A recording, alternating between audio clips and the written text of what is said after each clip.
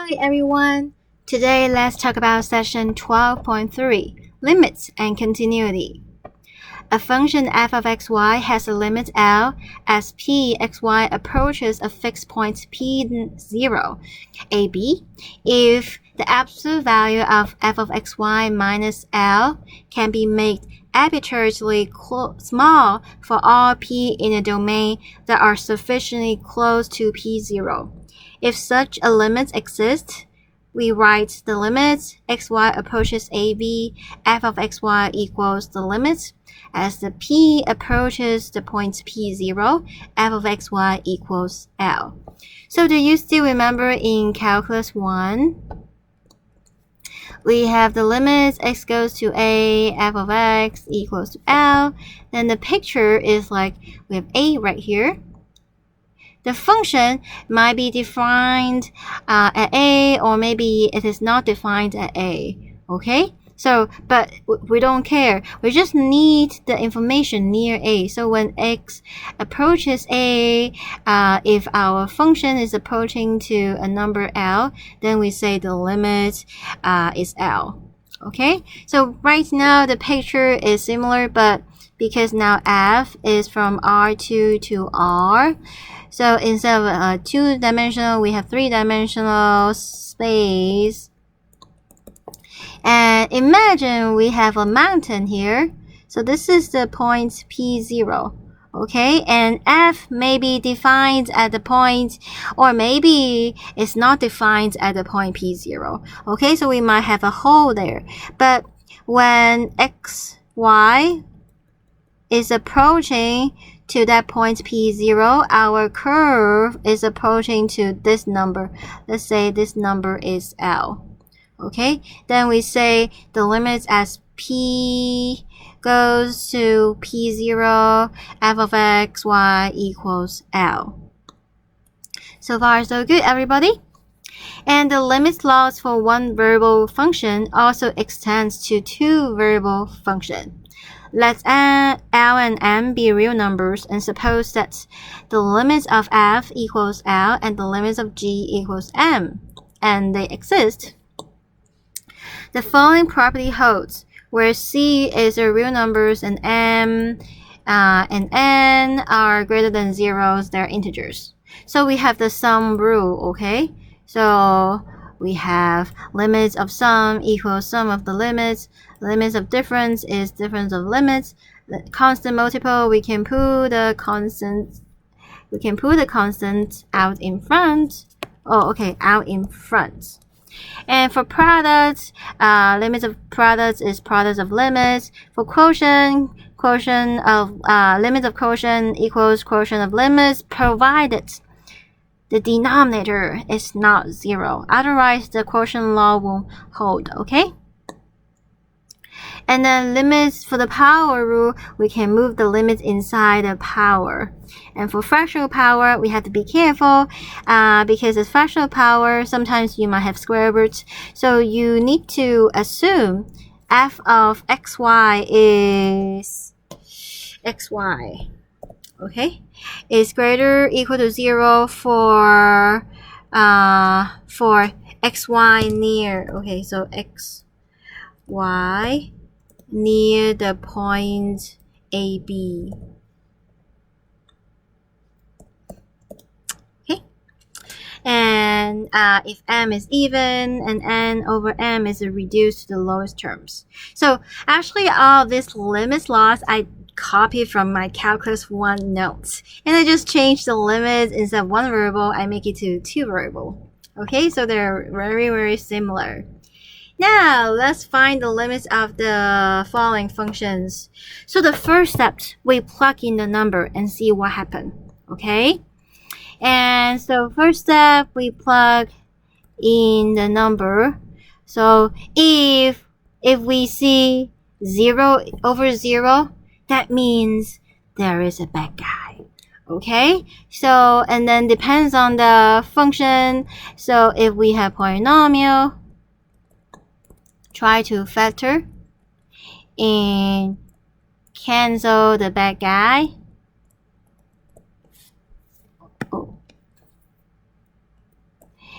or if we have difference of square roots, multiply by the conjugate.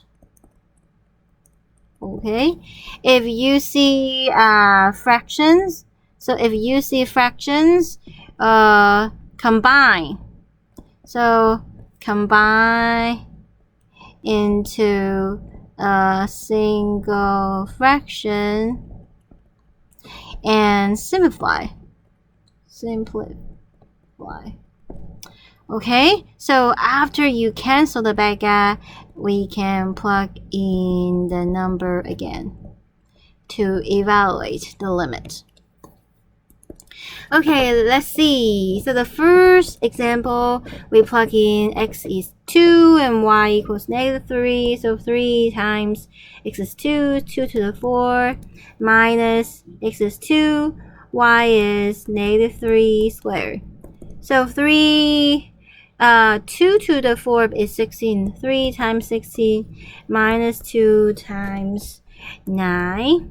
So that's 48 minus 18 is 30.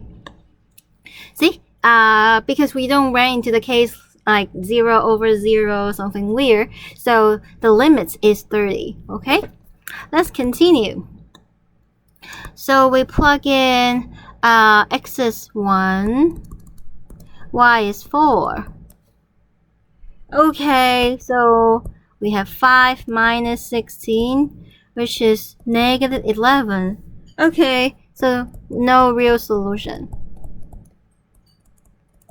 Okay, the function, the square root is not defined. Okay, 1, 4 is not in the domain.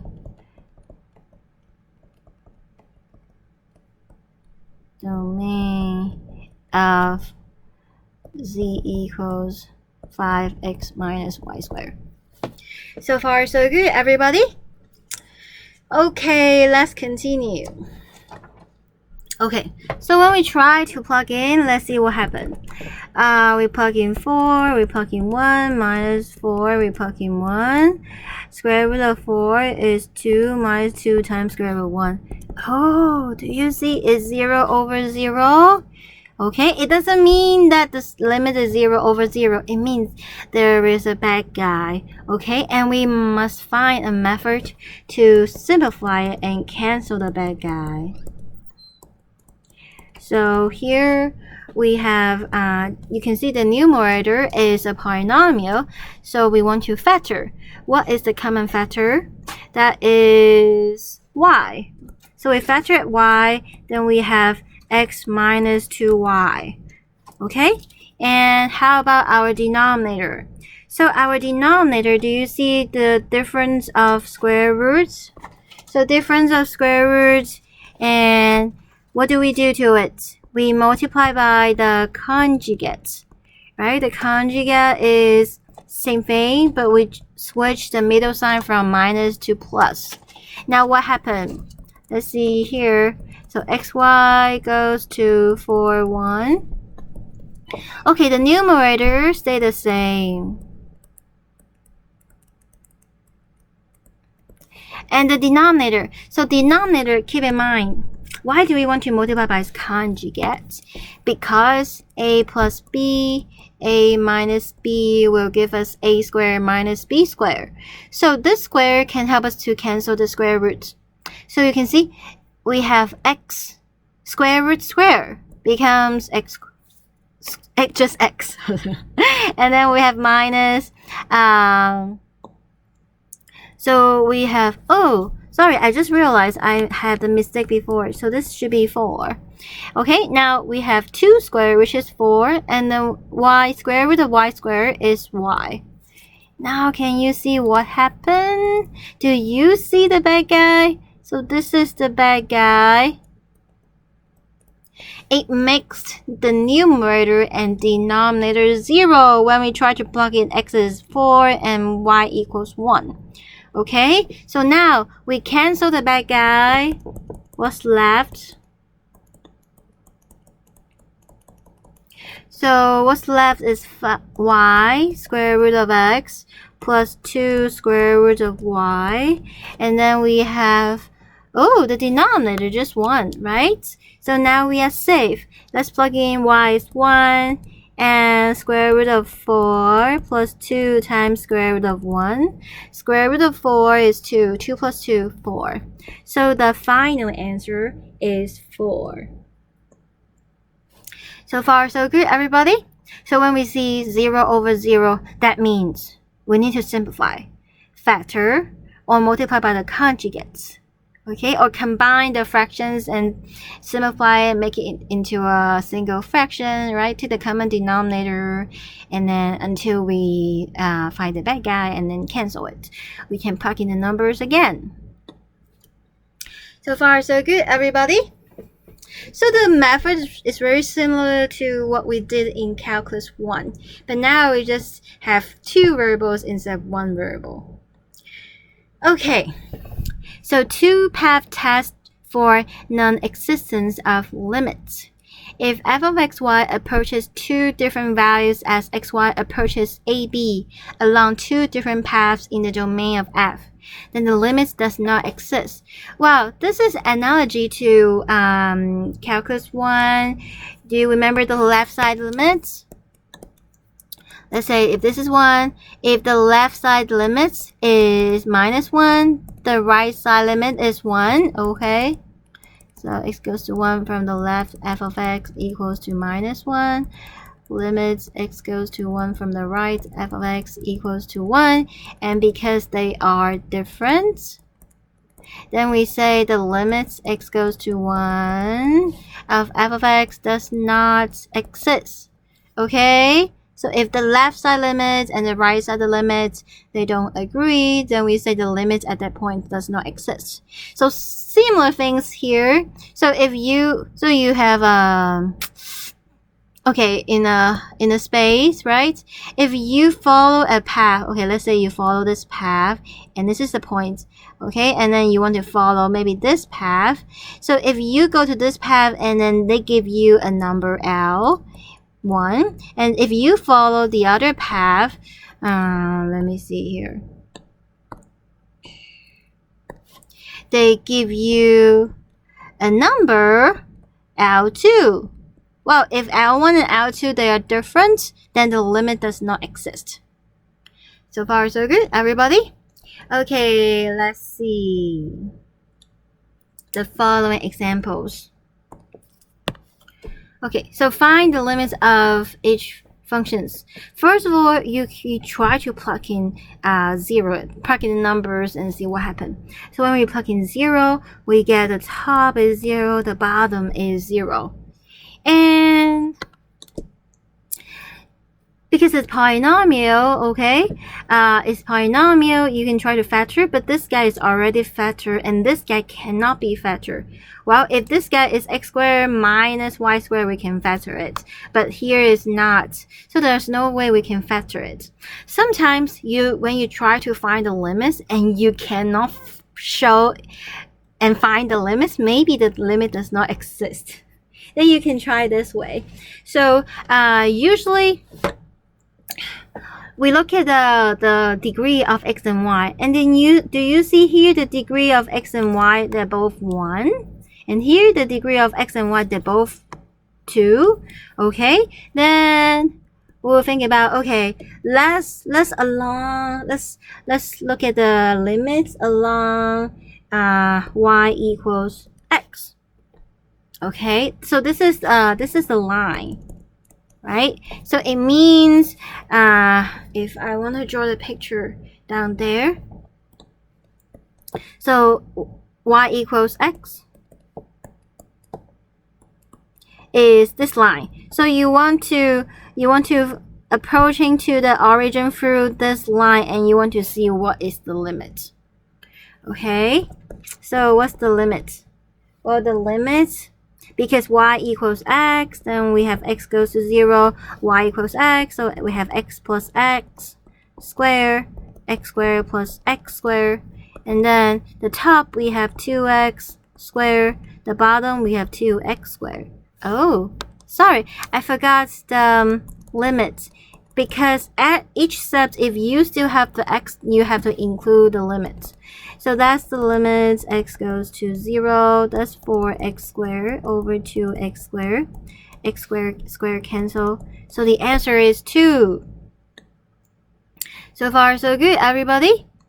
You can also try to along the line y equals 0. And then what happened? We have limits, x goes to 0. We have x squared. And the bottom, we still have x squared plus 0. Right? Maybe let me write down. It's x plus 0 squared. Well, this is the same as x squared over x squared. Well, that is 1. You see? They are different.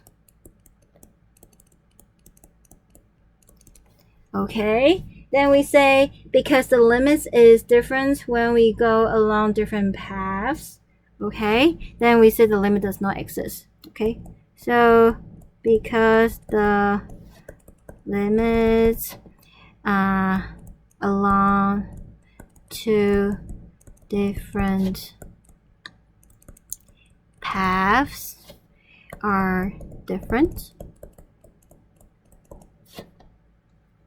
Okay? So, the limit does not exist. Okay, so in fact, I want to show you more about this example. So in fact, let's say we're along the line y equals mx, then limits x goes to 0.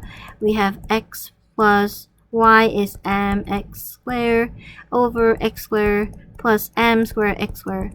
Well, this guy will give us 1 plus m squared x squared over m squared plus 1 x squared.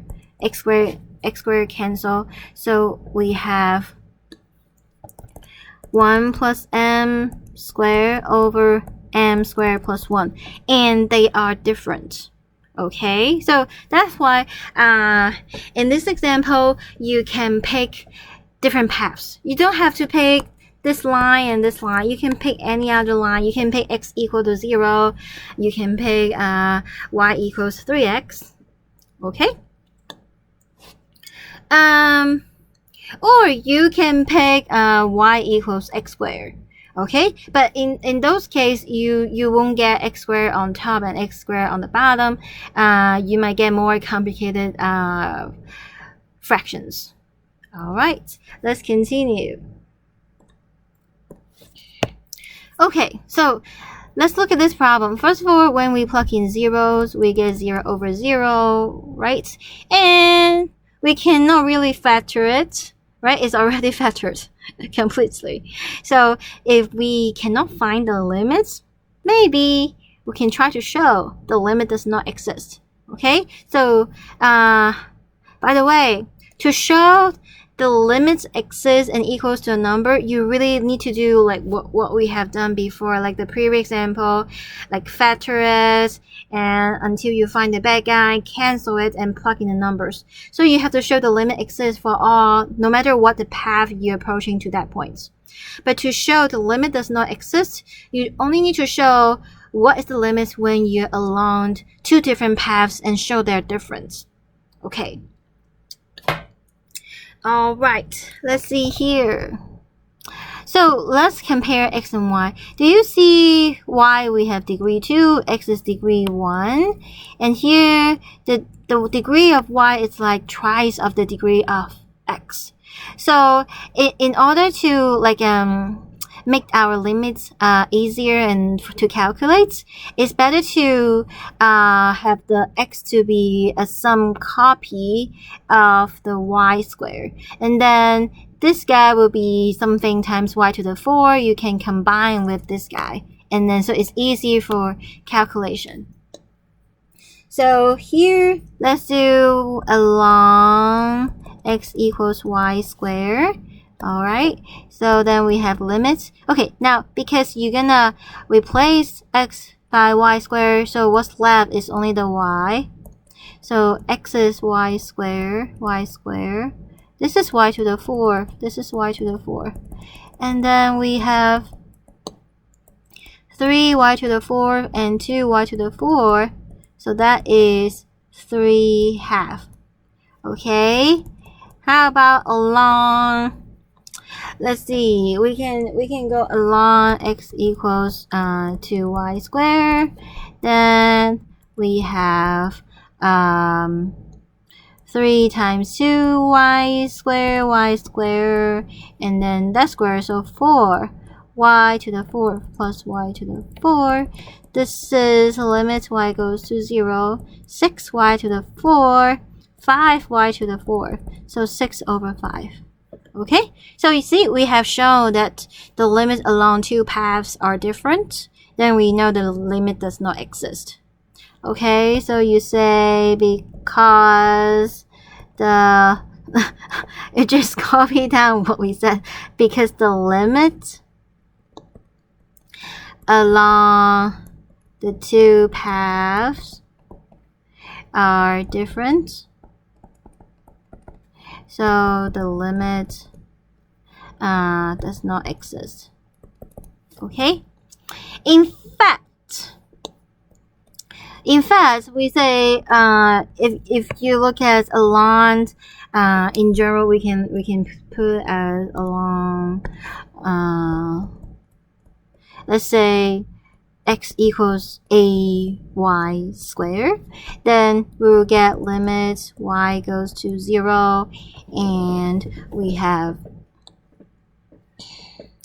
so that is 3ay squared. This is a squared y to the 4 plus y to the 4. So y to the 4 cancel, so we have 3a over a squared plus 1. Okay, so you can see different a give us a different limits in this case. And what does the picture look like? You know, x equals y squared is this guy, this parabola, right? And so we're at the origin, so when we're approaching the origin along this parabola, then the limits equals 3/2. Okay, so it's like here.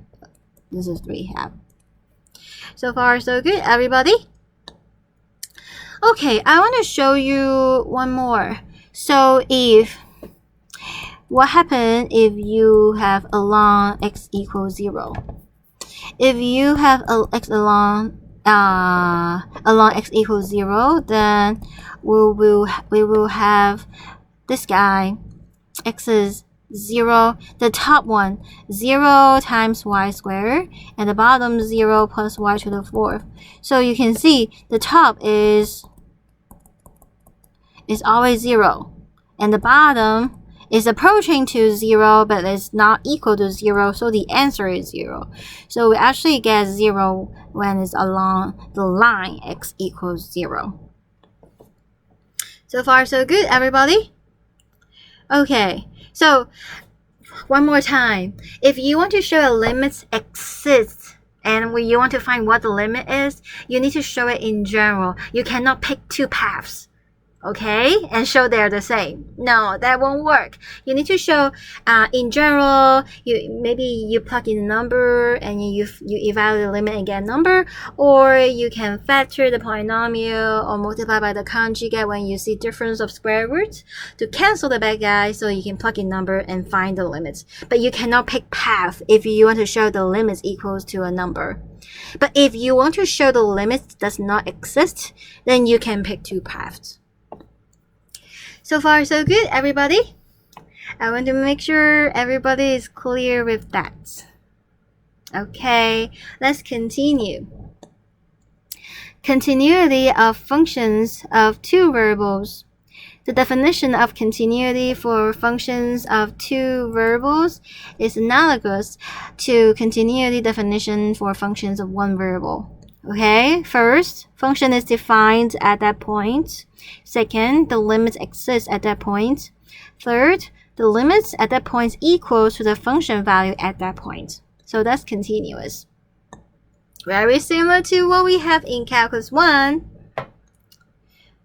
So let's continue. Example.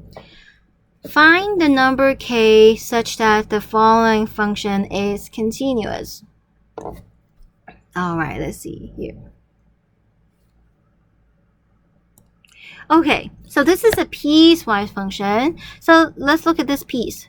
Well, this piece is continuous in this domain. So remember, all functions are continuous on their domain. Okay, what is the domain of this guy? Is when the denominator is not 0. But because 2x squared is greater or equal to 0, y squared is greater or equal to 0, the only thing to make it 0 is when they are zeros. So the domain is xy plane, remove the points, remove the origin. So that is the domain. Okay, but we know that this function is continuous on the domain. So the only problem make the function f might possibly be not continuous is when at the point 0. Okay, so let's see. We want to evaluate the limit when xy goes to 0, 0 of this guy. Oops. 2x squared plus y squared. We want to see what is this. Okay, so when we plug in 0, we get 0 over 0. That means there is a bad guy. Alright, so here you can actually factor the top. Can you realize this is actually like 2x squared minus y squared? And remember, a squared minus b squared is a plus b times a minus b.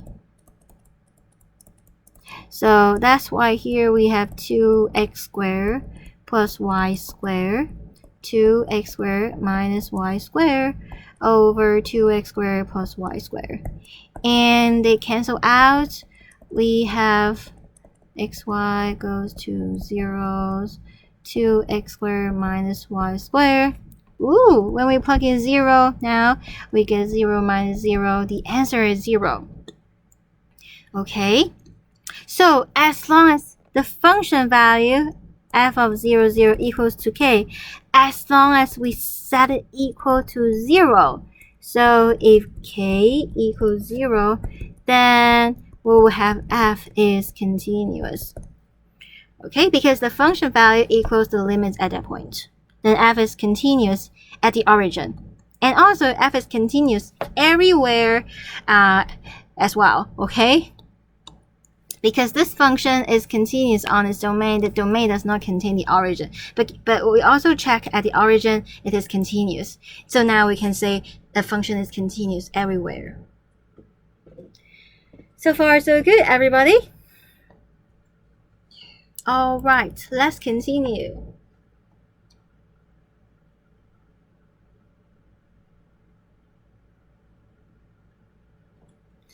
Determine the point at which the following functions are continuous.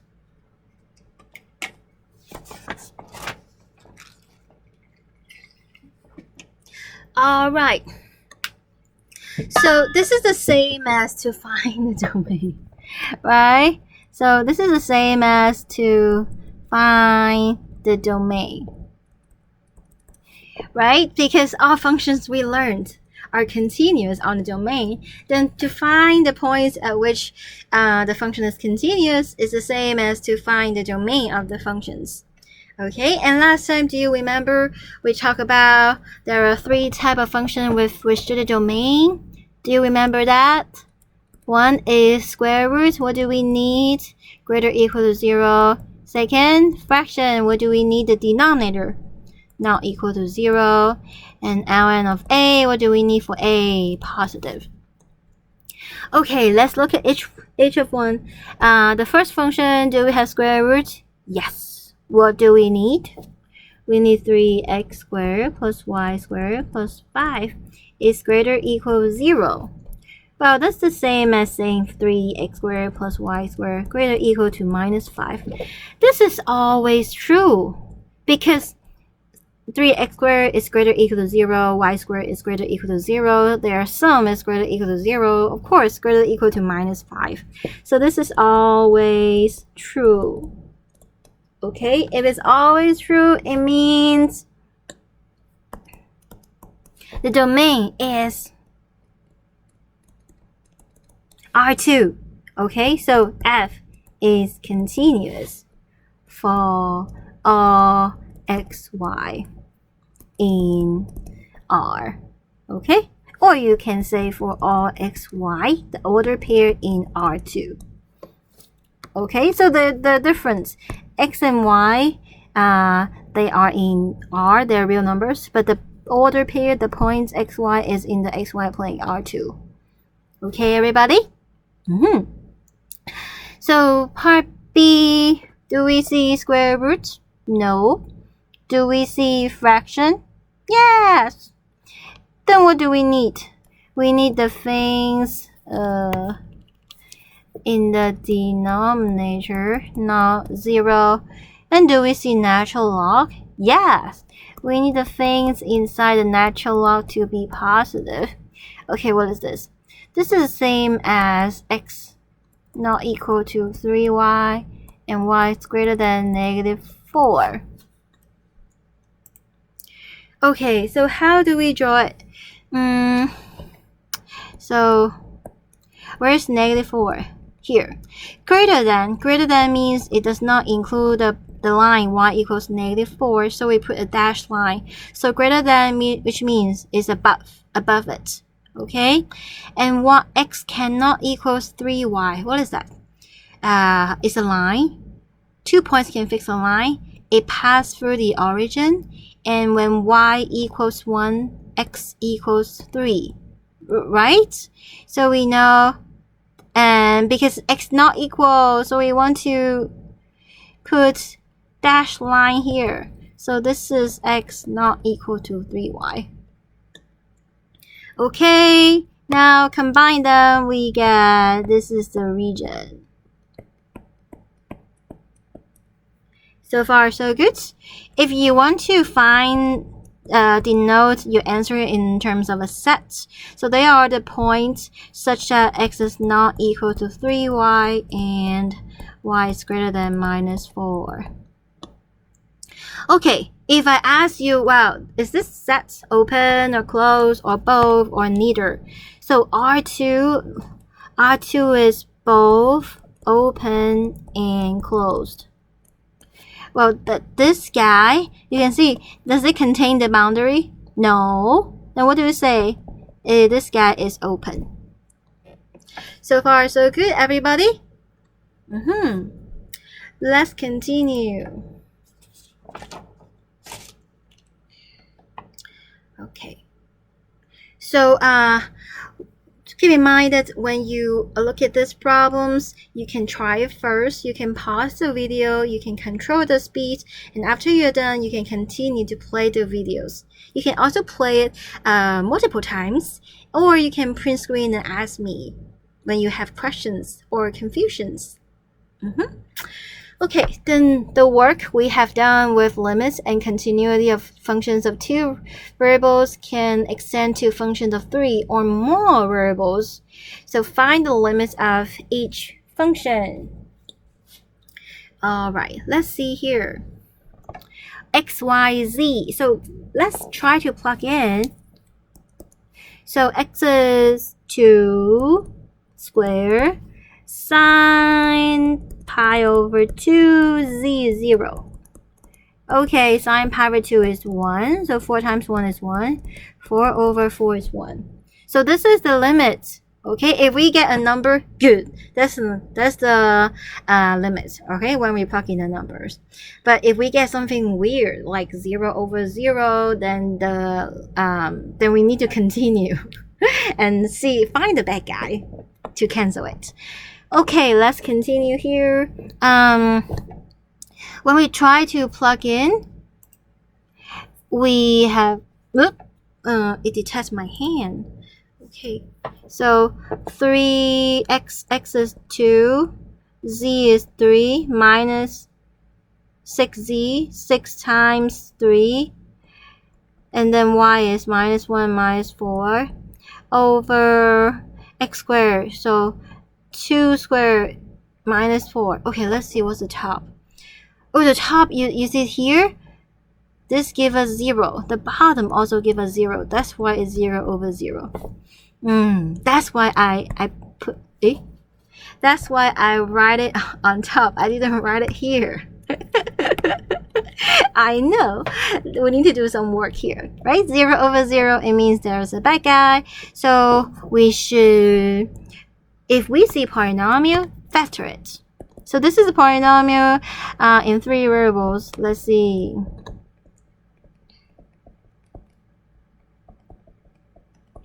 Okay, can you find a common factor? Yeah, 3z, right? Then we have x minus, what is that? 2. And then let's copy down the y minus 4. And how can we factor the denominator? X plus 2, x minus 2. Good. And now what happened? Can you see the bad guy? Who's the bad guy? X minus 2, because it makes the numerator and the denominator zeros. Okay, after we cancel the bad guy, then we are safe to plug in the numbers again.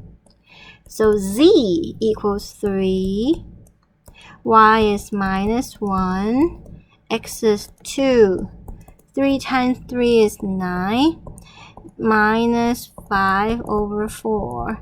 So negative 45 over 4 is our final answer. Do you have the same answer? Yes? Good. Let's continue.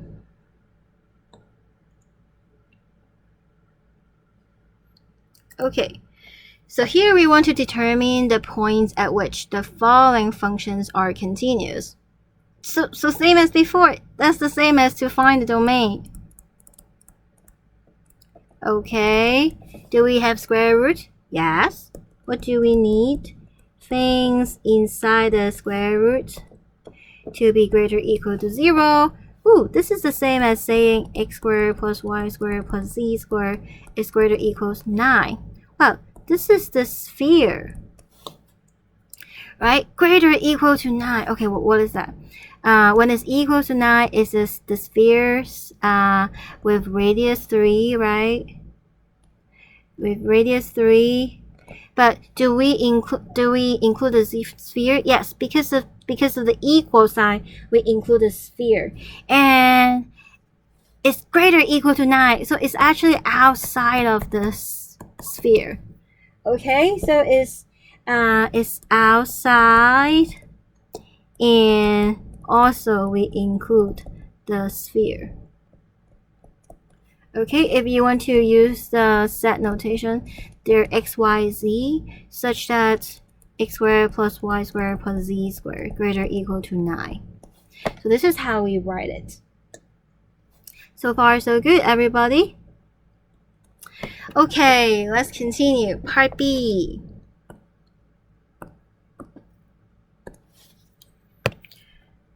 Do we have square root? No. Do we have fraction? Yes. Then we need the denominator cannot be 0. So z minus 6 is not 0. Do we have natural log? Yes. So we have y minus 4x is greater than 0. What is this? Z not equal to 6. It means we take out a plane, right? Z equal to 6 is a plane. We take out that plane, and we have y greater than 4x. Well, this is a cylinder, right? Okay, it's a line. It's a plane. Okay, it's a plane. Let's see whether we can draw it. Y equals 4x. It's actually a cylinder because it has no z in it. Okay, or you can say is a plane parallel to the z-axis. So when we plug in x as 1, we get y equals 4, And so this is the plane, right? Can you imagine? And greater than does not include that plane. Greater than, it means on the right hand side of this, and xz not equal to 6. So you gotta take out this plane as well. Okay, so I hope that you can kind of imagine what we're doing here. So z cannot be 6. You take out the plane z equal to 6, and we have y greater than 4x. So it's like if it's on the xy plane, then it's above the line y equals to 4x. Okay. All right. Let's continue.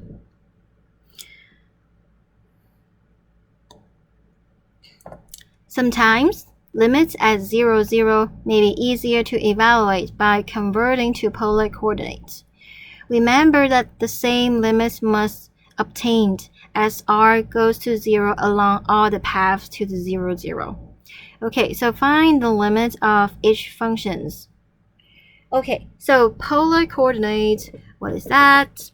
Well, polar coordinate means this is r, this is theta, and x equals r cosine theta, y equals r sine theta.